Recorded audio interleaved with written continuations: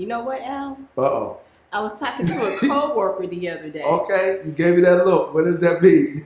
Yes, and she came and asked me for some advice. Okay. About her supervisor. Okay, well, supervisor. Yeah, what she said, every time she's in a meeting and she's talking, the supervisor is doing weird things, body language. What do you mean, like picking his nose? While she's talking. Sighing, like, yeah, oh God. Yeah, sighing, hitting his head, like he's Really? irritated that she's talking. Okay. And so she asked me, what should I do?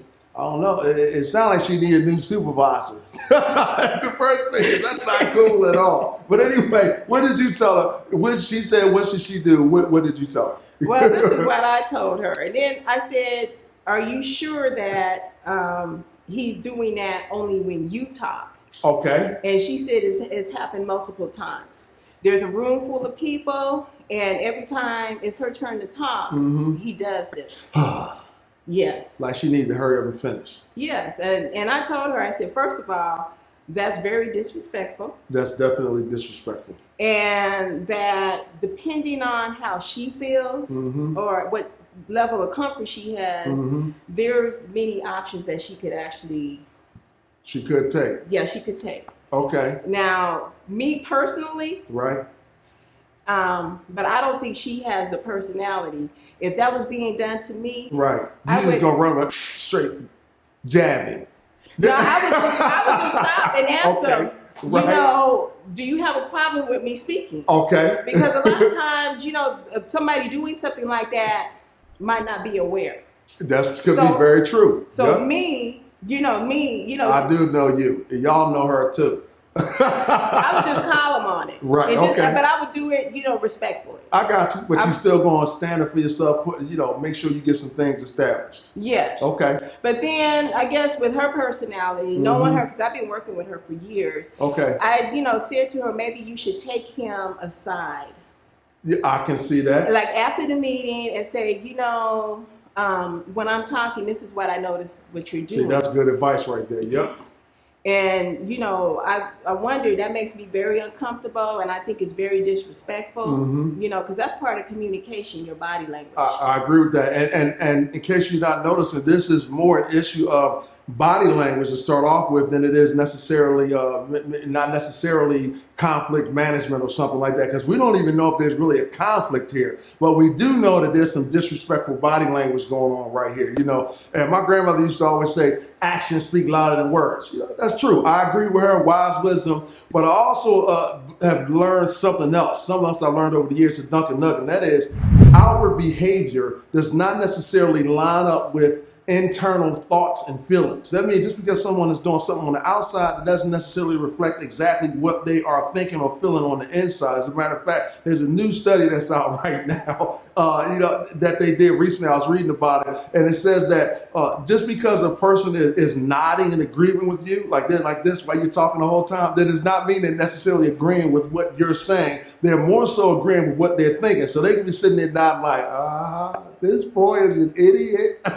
Right. And you thought he and she was agreeing with you, but they weren't. So you got to be careful with that. And that's why I think the advice you gave her was good, because we don't know what he means just yet. But what I do know is this also, is that here's another Duncan nugget, and that is this. Regardless of what happens with a person's message that they may be conveying, you might not be happy with it. You might not even like it. But one thing is for sure, you don't have to go around feeling disrespected by someone else's behavior. And I think that is something that can be addressed and should be addressed. Yeah, it should. So, first go to him.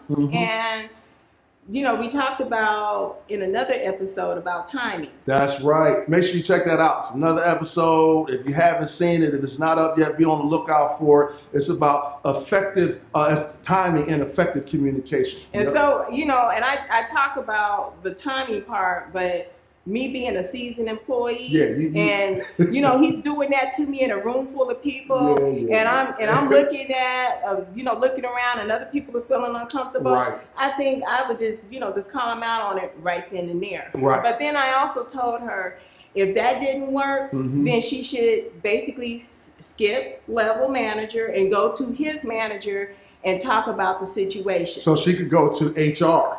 Yeah, she can go to HR, but go to his, because there are different levels of manager. Okay, so his manager first and then the HR. Yeah, and then have the manager talk. Gotcha. And the other thing too is, in that situation, they might actually put you in a room and, to talk about it. Hey, y'all work it out. Yeah, and then if that doesn't work, because now you went through the different steps, now go to HR. I got you. So you got to, once again, this is something else we talked about in another episode. That's why you got to make sure you watch all the episodes. That is resourcefulness. Make sure you use all your resources to be able to deal with this particular issue.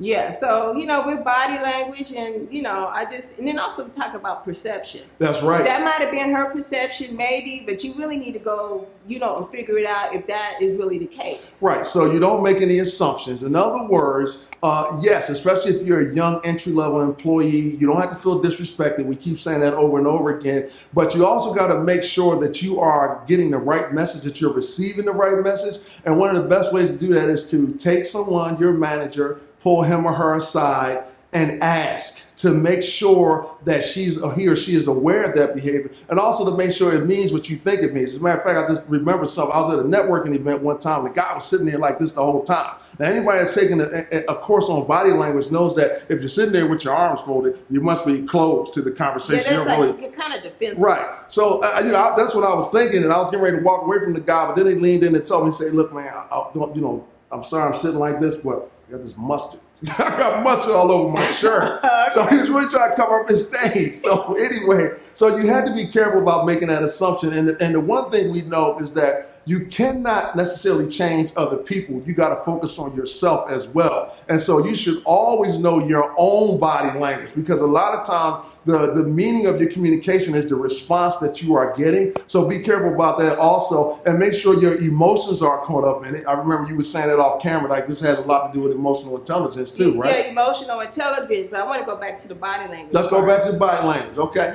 So when we were taping the first episode, of Skill Talk, and I went back and looked at the footage, I noticed some eye movements that I had. I know I got big eyes, and a lot of my expressions come out of my eyes. And I actually had some coworkers tell me that. Okay. My eyes would tell it all. Yes, they will. It's okay. And she had crazy looks on her face. I was wondering, does she really like me? And I know you like me, right? Yeah. Okay. So that's good. So we just wonder. But in other words, just be aware of your own body language also, and make sure you're not making someone else respond to you in that manner. So with that being said, I really started paying attention. So, an activity that you guys could do as far as body language and looking at your facial expressions is actually taking your phone. Selfie. You know what you always do, but this time I'll take a selfie. And I'll take a video and I'll start talking to see how the expressions are coming out. That's right. So now I'm very mindful of my body language, and especially my eyes. And you can see what's going on. Yeah, because I had some crazy. Yeah. I might put one up. I might put one up on the website. I'll be like, oh my God. One of the outtakes, right? That would be crazy. Yes, and so along with taking your own video, another thing you should always do is get feedback from other people that know you, people that are close to you, because they will tell you if you're crazy or not. Trust me, they will. Because here in the studio, we were messing with her. The production crew was messing with her. Everybody was like, listen, we got to fix what is going on with your face, girl. That's right. But then going back to the emotional intelligence part, that's the verbal communication. That's right. But then also the emotional intelligence is also the physical. Right. The physical too. That's very true. And before we get ready to wrap this one up, just in case you're wondering, emotional intelligence, what that is the ability to perceive and manage your emotions as well as the emotions of other people. And so that comes into play a lot when it comes to body language, because a lot of times body language conveys emotions, and you don't want to make sure you're misconstruing those things as well. Yep. Thank you for that definition. Yeah, got to give them a definition. we practice edutainment, right? Edutainment, okay. That's right. I like that. All right, good. So look, anything else you want?